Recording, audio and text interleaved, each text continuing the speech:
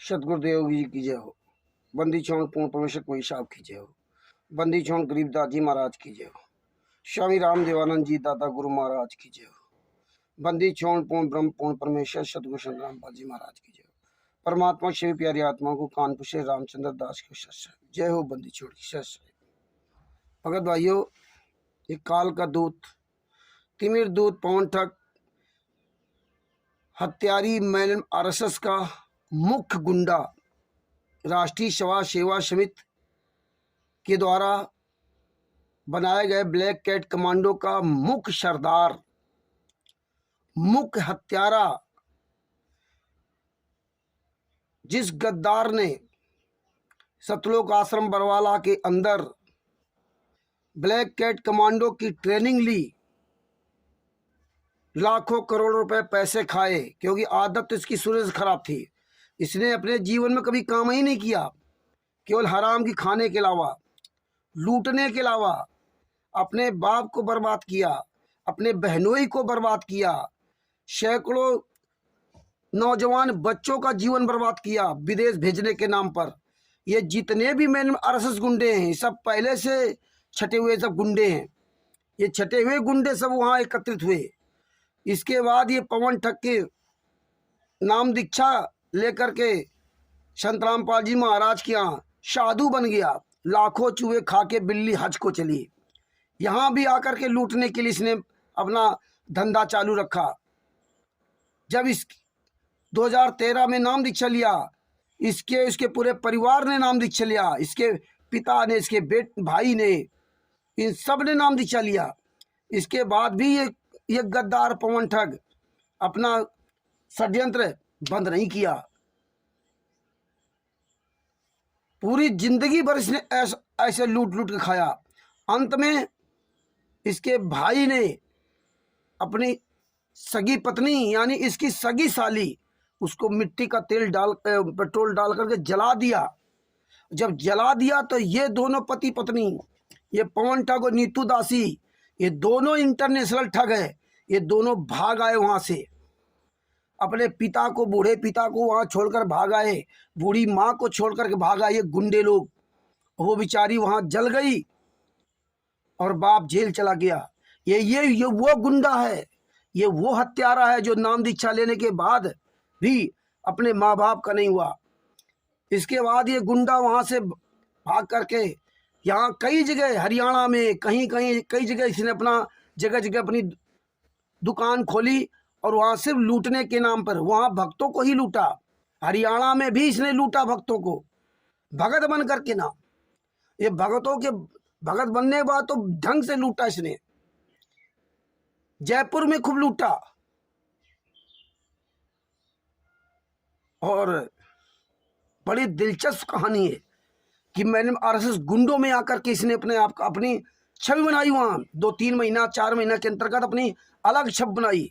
मैंने आरएसएस गुंडों के बीच में अपने आप को सबसे अच्छा साबित किया, दिखाया। क्योंकि मैंने आरएसएस गुंडे भी इंटरनेशनल ठग थे, तो ठग जो है, ठग को अच्छी तरह से पहचान लेता है। इस पवन ठग को ब्लैक कैट कमांडो का मुखिया बनाया। इस तिमिर दूत पवन ठग को ब्लैक कैट कमांडो की ट्रेनिंग दिलवाई किसी दूसरे ब्लैक कैट कमांडो से। ने ये निकम्मा, ये कैसे कमांडो ट्रेनिंग दे सकता था? पहले इसको ट्रेनिंग दिलवाई गई। वो ब्लैक कैट कमांडो कौन था जिसने इस तिमिर दूत गद्दार पवन ठग को ट्रेनिंग दी थी? आज ये कुछ साथ संगति वाले जो बचे हुए गद्दार लोग, ये सवाल नहीं करते ऐसे नीच आदमी के साथ में। और ये गद्दार वहां खूब मौज किया। इसके बाद ये नामदान संचालक बना, नामदान सेंटर में पूरा पैसा डकारता था। तब इसका वहां विवाद हुआ। ये लूटने लगा, लूटने के अलावा कोई काम ही नहीं किया पूरे जीवन भर, और आज वही कर रहा है। इस निकम्मे को देख लीजिए। जैसे ये मैंने आरएसएस गुंडे, उन्हीं का साथी पवन ठग। मैंने आरएसएस गुंडे चिल्लाते रहे, आर्य समाजियों ने कांड कराया, आर्य समाजियों ने कांड कराया, आर्य समाजियों ने कांड कराया। उन्हीं आर्य समाजियों को इन गुंडों ने खूब पैसे दिए, क्योंकि ये स्वयं आर्य समाजी थे। यही देखो, ये तिमिर दूत पवन ठग का हाल था। खूब चिल्लाता था फर्जी में, क्योंकि उस समय का माहौल देखता था कि लोग इस तरह से ना जो है मैंने आरएसएस खिलाफ है, क्योंकि इसका प्रचार संजय ने किया था। इस गद्दार को तो कुछ पता ही नहीं था कि ये तो चमचागिरी करता था। यही पूरी दुनिया में भक्तों को मैसेज भेजता था, लोगों को इशार तारीख को भेजने का ये मैसेज ये भेजता था। और आज ये गद्दार कह रहा है कि ये लोग हिसार तारीख बुलाते थे, ये लोग हिसार तारीख बुलाते थे। ये सब गद्दार लोग इतनी बड़ी चाल चलते हैं, और ये जो इनके साथ जुड़े होते लोग ना, ये साथ के जुड़े लोग ये देखते नहीं कल इसने क्या कहा था। मैंने आरएसएस गुंडे कहते थे कि ये बीजेपी वाले बहुत गलत है। जब 18 नवंबर 2014 को कांड हुआ था तब इस सरकार को दोषी देते थे, और बाद में यही मैंने आरएसएस गुंडों ने बीजेपी को वोट दिलवाए। यही तिमिर दूत पवन ठग कहता था कि ये सब लोग गलत है, हमारे गुरुजी के दांतों में दर्द है, हमारे गुरुजी को लेटरिन बाथरूम का एक ही कमरे उसमें कैद कर रखा है, वो बदबू आती है, ये आती है, उनको बिस्तर नहीं मिलता, उनको तकिया नहीं मिलता। कैसे आपको इमोशनल ब्लैकमेल करता था। और गुरुजी की कोई जमात का तो मैं किडनी बेच दूंगा, मैं लीवर बेच दूंगा, मेरे पास पैसा नहीं है। वही भाषा बोलता था जो मैंने आरएसएस गुंडे भाषा बोल करके हमें आपको गुमराह किया। इसके बाद वो बीजेपी अच्छी हो गई। इसके अलावा आप देखिए, ये गुंडे लोग कहते थे हिसार जेल का जो दहिया है वो बहुत खराब है, दहिया बहुत गलत काम करता है, वो 50 लाख रुपए घूस मांग रहा था, ये कर रहा था, वो कर रहा था। वो दुनिया नाटक दे करके उन जेलर को बदनाम किया। और आज ये क्या कहते हैं, उसी जेल से बताते हैं ऑडियो आती है, उसी जेल से बताते हैं लेटर आते हैं, उसी जेल से बताते हैं वीडियो आते हैं। लेकिन संगत इतनी मूर्ख है कि संगत को क्या कहा जाए, इसको कुछ मतलब है नहीं कि कल गद्दारों ने कहा क्या कहा था और आज क्या कह रहे हैं। कुछ तो शर्म कर लो। ये मैंने आरएसएस के गुंडे, ये पवन ठग, इस गुंडे ने खुद अपने मुख से कबूला कि हमने 60 सीनियर कमांडो तैयार की थे, और ये मुख्य पूरे कमांडो का ये मुखिया था। और ये गद्दार कैसे भाग करके इधर चोरों की तरह छुप करके आप जैसे कुछ मूर्खों को मूर्ख बना करके लूट रहा। ये है गद्दार। ये अब ये क्या कर रहा, अब ये क्या कर रहा। और जब मेरठ से भागा था, मेरठ से जब भागा था ये गद्दार लोग, गद्दार तिमिर दूत पवन ठग तब क्या कह रहा था, और इसके पहले से एक 2019 में वीडियो डाला था। इस तिमिर दूत पवन ठग ने उस वीडियो में जो आवाज लगाई है उसमें इसमें कॉपीराइट कर रखा है, लेकिन वो ऑडियो जाएगी सबके पास। इस निकम्मे ने उस वीडियो में क्या बोला था कि जितने भी ये लोग जेल से बाहर आए हैं देशद्रोह के केस में, सब उसमें लिखित में दे करके आए हैं। उन्होंने जुर्म स्वीकार किया है कि हाँ हमने मर्डर किया है, हाँ हमने मर्डर किया है। जब आप जुर्म स्वीकार करोगे जज के सामने तब तुम्हें कोर्ट जमानत देगा।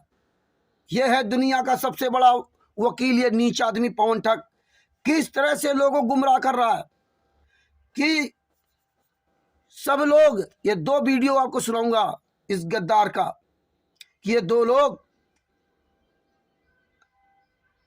ये कोर्ट में लिखित में बयान दिया है कि हाँ हमने मर्डर किया है, हाँ हमने ये काम किया है, तब जज ने जमानत दी। ये गद्दार पवन ठग ये इसी तरह से ये साख संगते कि कुछ मूर्खों को मूर्ख बना रहा। लेकिन कब तक भागेगा ये गद्दार, ये कभी सामने नहीं आ सकता जिंदगी में। ये अभी भी समय है, इस गद्दार के पीछे मत भागो, ये मैंने आरएसएस गुंडों के पीछे मत भागो। ये पूरी बहुत बड़ी इनकी रणनीति है। ये पवन ठग, मैंने आरएसएस गुंडे और संजय और नकली नानक ये सिर्फ आपके पैसों से मौज करेंगे। इस गद्दार पवन ठग ने इतने दृढ़ता के साथ कहा था कि जब आप कोर्ट में लिखित में बयान दोगे कि हाँ हमने मर्डर किया है, लिखित में बयान दोगे कि हाँ हमने मर्डर किया है, तब तुम्हें जज जो है जमानत पर देगा। अब बताइए, लिखित में अगर आपने कोर्ट में बयान दे दिया कि हाँ हमने बोल करके और लिखित में दे दिया कि हाँ हमने मर्डर किया है, तो जज तुम्हें जमानत पर छोड़ेगा कि तुमको सजा देगा? ये है नीच पवन ठग। अब पूछो इस गद्दार पवन ठग से कि तू मेरठ जेल गया था, तेरी वहां जमानत हुई, तो क्या तूने जरूर स्वीकार किया लिखित में बोल करके कि हाँ हमने ये गलत काम किया, हमने ये दवाई बेची, तब तुझे जमानत मिली थी क्या? इस नीच से पूछो पवन ठग से कि जब तू हिसार जेल गया था, 2 महीने जेल में रहा, तो क्या वहां लिखित में देकर के आया है कि हाँ हमने ये गलत काम किया, हाँ हमने ये पैसे लूटे हैं? तूने जरूर स्वीकार किया, तब तुझे जमानत मिली है क्या? पूछो इस गद्दार पवन ठग से। ये ऐसे नीच लोग हैं जो आप सबकी जिंदगी बर्बाद कर रहे हैं। ये काल के दूत को, जिसको परमात्मा ने पूरी दुनिया के सामने कह दिया ये काले कपड़े वाले गुंडे मेरे नहीं है, गुंडा है ये, गुंडा पवन ठग। जिसने अपने परिवार का नहीं हुआ वो तुम्हारा क्या हो सकता? हाथ देखो संजय की तरह कपड़ा बांधने लगा।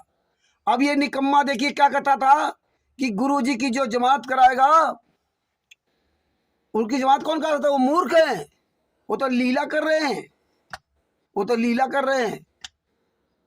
और ये गद्दार पहले क्या कहता था कि हमारे पास पैसा नहीं है और जमानत तो करानी पड़ेगी, वकील करने पड़ेंगे। आज जब करोड़ों अरबों रुपए पैसा आ गया तो मुकर गया। अब बताता लीला करे परमात्मा। और इसके मूर्खों के साथ जो मूर्ख लगे हुए वो भी कहते हैं, जो परमात्मा को आम इंसान समझते हैं, यानी कि जो जमानत कराने के लिए सोचते हैं, वो परमात्मा को परमात्मा नहीं मानते, उनको ज्ञान ही नहीं है। और यही मैडम आरएसएस गुंडे कहते हैं। ये सब गुंडे एक हैं। अब सुनो इस तिमिर दूत पवन ठग दोगले की ये 2 वीडियोस, शायद कुछ आपका दिमाग खुले, शायद आपकी आंखें खुले। इस गद्दार पवन ठग, ये मैडम आरएसएस का मुख्य गुंडा है। संतराम पाजी महाराज को फंसाने में अहम भूमिका इस गद्दार ने अदा की थी। इस गद्दार ने, ये गद्दार कैसे निकल गया पवन ठग? ये गद्दार निकाला गया। ये हरामखोर पवन ठग कहता है कि महेंद्र भगोड़ा कैसे निकल गया, संतराम पाजी महाराज का लड़का कैसे निकल गया। जैसे तू गद्दार निकला था वैसे वो सब निकल गए, क्योंकि तुम गद्दार निकाला गया था। ये मेन मुखिया था, ये मेन मुखिया। आज पूरी दुनिया को बताना है कि ये है तिमिर दूत पवन ठग उर्फ देशराज, जो राजस्थान के झुंझुनू जिला के खेतड़ी के पास का रहने वाला, अजीतपुरा का। ये है इंटरनेशनल ठग, अंतरराष्ट्रीय गुंडा। ये है मेन सीनियर कमांडो। इस गद्दार को किस कमांडो ने ट्रेनिंग दी थी और इस गद्दार ने किस कमांडो से ट्रेनिंग ली थी? इस गद्दार ने कितने कमांडो बनाए थे, उनके नाम क्या हैं, कैसे ट्रेनिंग दी थी? ये जिस दिन गद्दार पकड़ा जाएगा ना, ये हरामखोर पकड़ा जाएगा, उस दिन सारी पोल खुलेगी। एक गद्दार इसलिए चोर की तरह इधर उधर जाता है, इस खुल करके कभी सामने नहीं आ सकता। तो ये गद्दार, जिस दिन ये गद्दार पकड़ा गया उस दिन पूरा भांडा फोड़ होगा ढंग से।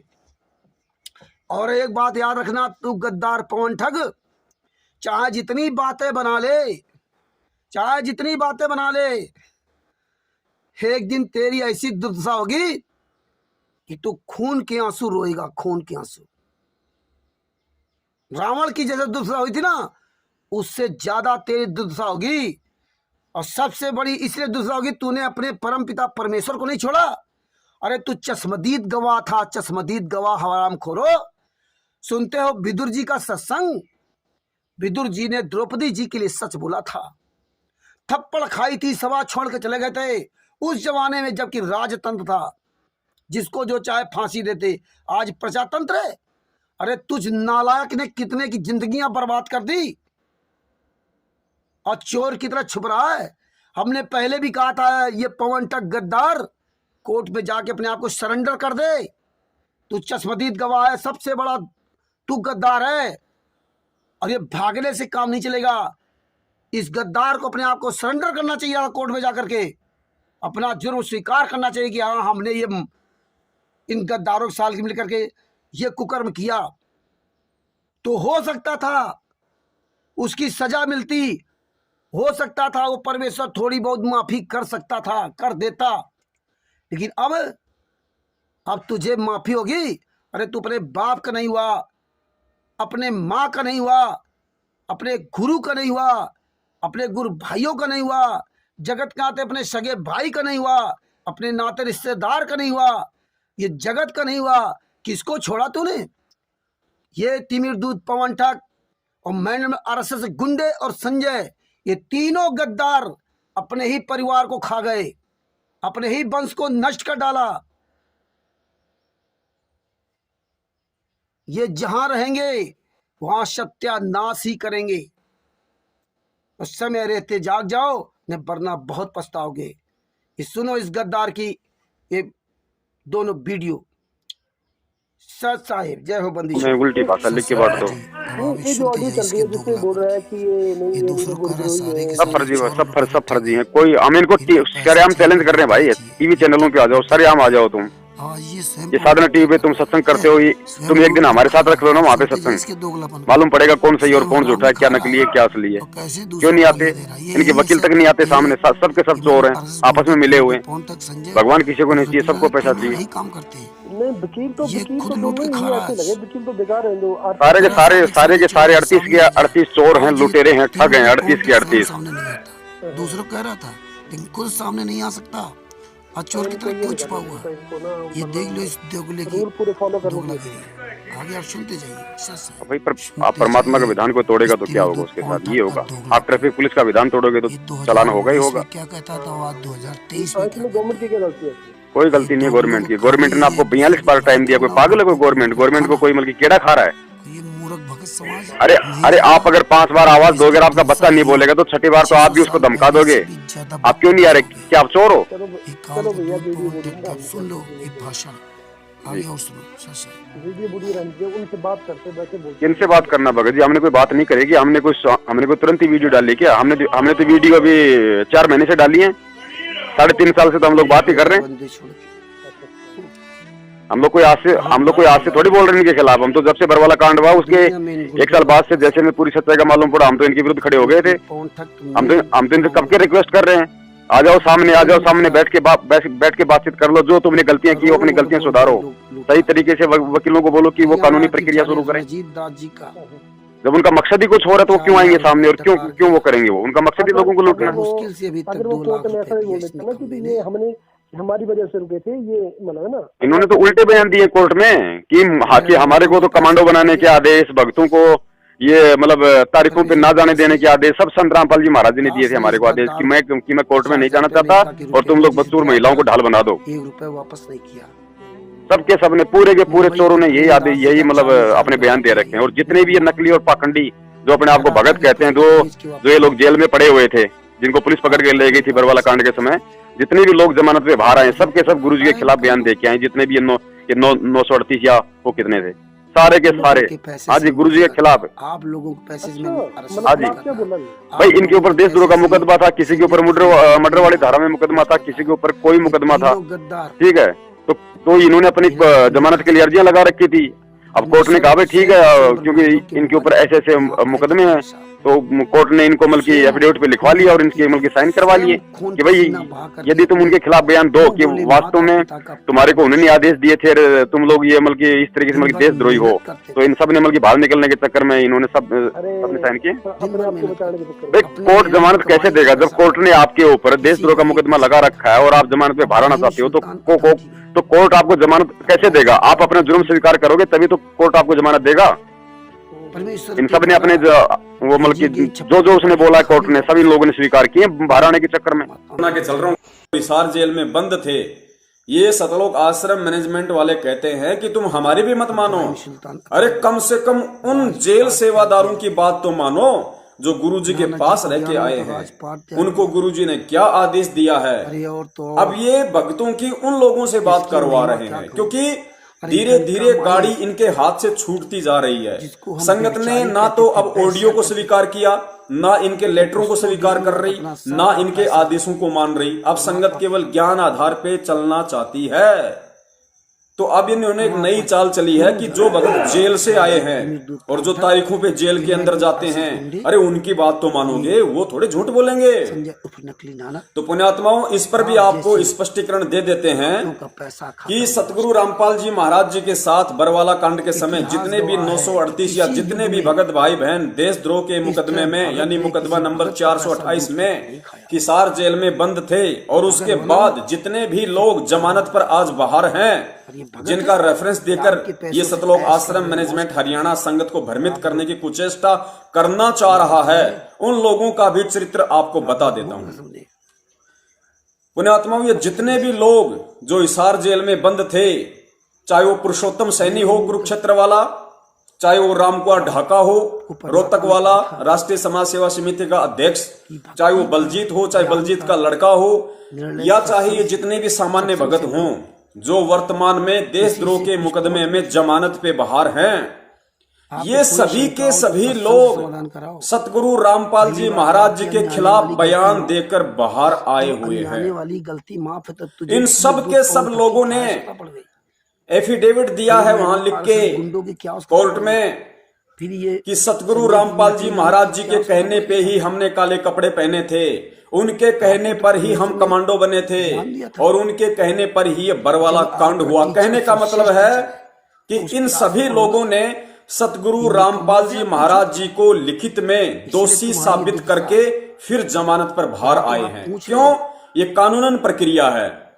चर्चा करना, देखिए, देशद्रोह का सबके ऊपर मुकदमा था, प्रभावित होना और देशद्रोह के मुकदमे में यदि कोई जमानत पे बाहर आता है तो ये तो मूर्ख से मूर्ख व्यक्ति भी जान सकता है कि उस व्यक्ति को जिस धारा में, जिस मुकदमे में वो जेल में बंद है, उसे उस मुकदमे को स्वीकार करना पड़ेगा कि हाँ जी मैं दोषी हूँ, कि हाँ मैं देशद्रोही हूँ, तब ही उसको जमानत मिल सकती है, अन्यथा उसको जमानत नहीं मिल सकती।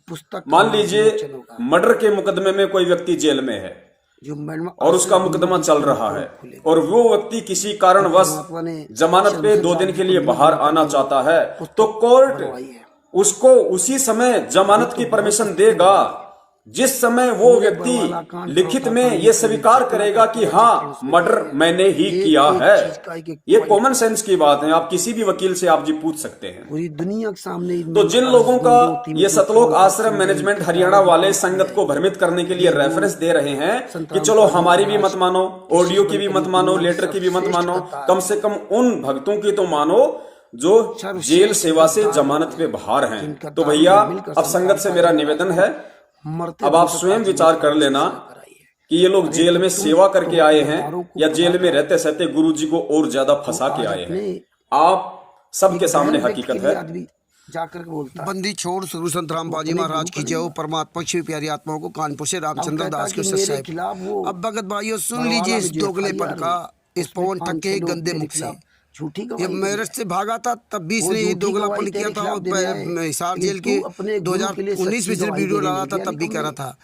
दुनिया की कौन सी ऐसी कोर्ट है जिसमें आपको जज के सामने आप अपना लिखित में जरूर स्वीकार कर लोगे कि हाँ हमने मर्डर किया है, तब तुम्हें वो जज जमानत पर छोड़ देगा?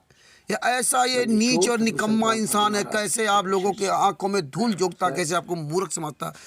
अब आप खुद इस गद्दार से पूछो, क्या तू मेरठ में जेल गया था तो क्या वहाँ तूने जुर्म स्वीकार किया कि हाँ हमने ये कोरोना की दवाई बेची? हिसार जेल में अभी गया था 2022 में, दिसंबर 2022 में हिसार जेल में गया था। रात में बहुत लेट आया, इससे पूछो फोन करके, इसलिए लाइव नहीं आया। इस गद्दार ने क्या इसके लिए दास ये जो अपना जुर्म स्वीकार किया था, हिसार कोर्ट में जुर्म स्वीकार किया था कि हाँ हमने पैसे लूटे हैं। इस गद्दार से पूछो, इस दोगले की औलाद से। आप लोग तो पढ़े लिखे मूर्ख लोग हो ना, तो लगे रहो। यह है नीच आदमी। ये गद्दार कैसे बता रहा कि कोर्ट में जब लिखित में दे दोगे कि हाँ हमने जुर्म किया है, हाँ हमने मर्डर किया है, तो कोर्ट आपको जमानत तो छोड़ देगा। अरे दोगले की औलाद, कोर्ट तो तुरंत तुम्हें सजा सुना देगा जिस दिन तुमने जुर्म स्वीकार कर लिया। जिस तरह तुमने अपराध स्वीकार किया उसी तरह तुम्हें सजा दी जाएगी। ये गद्दार को देख लो। संत रामपाल जी महाराज ने क्या जुर्म स्वीकार नहीं किया? मतलब संत रामपाल जी महाराज ने जुर्म स्वीकार नहीं किया तो उनको सजा हो गई। ये उल्टा कानून बता रहा है ये दोगले की औलाद पवन तक, ये काल का दूत उल्टा कानून बता रहा है। यानी कि जो जुर्म स्वीकार करे उसको कोर्ट जमात से बाहर छोड़ देगा और जो जुर्म स्वीकार ना करे उसको जेल में डाल देगा। धिक्कार ऐसे निकम्मे के पीछे आप जैसे लोग लगे हो। और फिर क्या कहेगा, एक भी मेरी बात झूठी हो तो परमात्मा मेरी अभी की अभी गर्दन काट दे। क्या वो परमेश्वर किसी झूठे आदमी गर्दन काटने आया? लेकिन ये जो दोगले लोग इस पवन ठग के चुंगल फंसे वो सुन करके ये नहीं कहते कि अबे तू बोल क्या रहा है। वो परमेश्वर किसी गर्दन काटने को थोड़ी आता है, वो तो तुझे अपना किया हुआ खुद ही भोगेगा। अरे यार, ये मैंने RSS गुंडों को बताता है गलत कर रहे तो परमेश्वर ने उनकी गर्दन क्यों नहीं काटी? ऐसे आप लोगों को इमोशनल ब्लैकमेल करते ही गद्दार लोग, पवन टक, मैन RSS गुंडे, ये सब RSS के गुंडे हैं, ये ब्लैक कैट कमांडो गुंडे। इसी तरह आप लोगों से पैसा ले लेकर के लूट लूट खाते हैं, क्योंकि आपकी बुद्धि विवेक तो आपके खत्म हो चुकी है। अब सुनो आगे इस पवन ठग का एक दोगलापन और सच साहिब में उसके जो आचार विचार थे, क्योंकि दास पे दया है परमात्मा की, दास उस चीज को जान लेता है कि भाई। और मैं जो भी कहूंगा अपने सतगुरुदेव जी के चरणों की सौगंध खा के कहता हूं, मैं बिल्कुल सत्य कहूंगा, सत्य के अलावा मैं कुछ नहीं कहूंगा। वहां पे पुण्यात्मा एक शब्द भी मेरा झूठ नहीं मिलेगा, एक शब्द भी मेरा इसमें से गलत नहीं मिलेगा। अगर मेरा इस पूरे वीडियो में आगे भी मैं जो कुछ बोलूंगा एंड तक और पीछे भी जो मैं बोल चुका हूं, मैं सतगुरु रामपाल जी महाराज जी से निवेदन करता हूं कि हे परमपिता परमेश्वर, अगर मेरी जुबान से एक भी झूठ निकल जाए, परमेश्वर मेरी आज तक की सारी भक्ति कमाई नष्ट कर देना और आगे भी मुझे अपने शरण में ना लेना परमात्मा, मुझे गधा कुत्ता बनाना। फिर मैं इसी विश्व का भला करवाना है, इस कोरोना को जड़ से समाप्त करवाना है।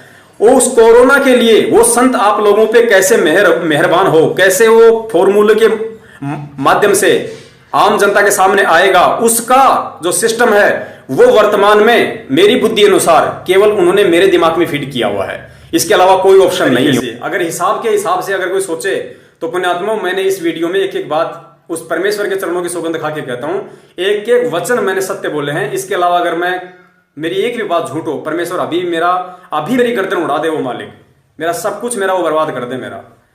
मैं इस भक्ति में केवल उस परमेश्वर को आधार बना के चल रहा हूं। हिसार जेल में बंद थे। ये सतलोक आश्रम मैनेजमेंट वाले कहते हैं कि तुम हमारी भी मत मानो। अरे कम से कम उन जेल सेवादारों की बात तो मानो जो गुरुजी के पास रह के आए हैं। उनको गुरुजी ने क्या आदेश दिया है। अब ये भक्तों की उन लोगों से बात करवा रहे हैं, क्योंकि धीरे धीरे गाड़ी इनके हाथ से छूटती जा रही है। संगत ने ना तो अब ऑडियो को स्वीकार किया, ना इनके लेटरों को स्वीकार कर रही, ना इनके आदेशों को मान रही। अब संगत केवल ज्ञान आधार पे चलना चाहती है। तो अब इन्होंने एक नई चाल चली है कि जो भक्त जेल से आए हैं और जो तारीखों पे जेल के अंदर जाते हैं, अरे उनकी बात तो मानोगे, वो थोड़े झूठ बोलेंगे। तो पुण्यात्माओं, इस पर भी आपको स्पष्टीकरण दे देते हैं कि सतगुरु रामपाल जी महाराज जी के साथ बरवाला कांड के समय जितने भी 938 या जितने भी भगत भाई बहन देशद्रोह के मुकदमे में, यानी मुकदमा नंबर 428 में हिसार जेल में बंद थे, और उसके बाद जितने भी लोग जमानत पर आज बाहर हैं, जिनका रेफरेंस देकर ये सतलोक आश्रम मैनेजमेंट हरियाणा संगत को भ्रमित करने की कुचेष्टा करना चाह रहा है, उन लोगों का भी चरित्र आपको बता देता हूं।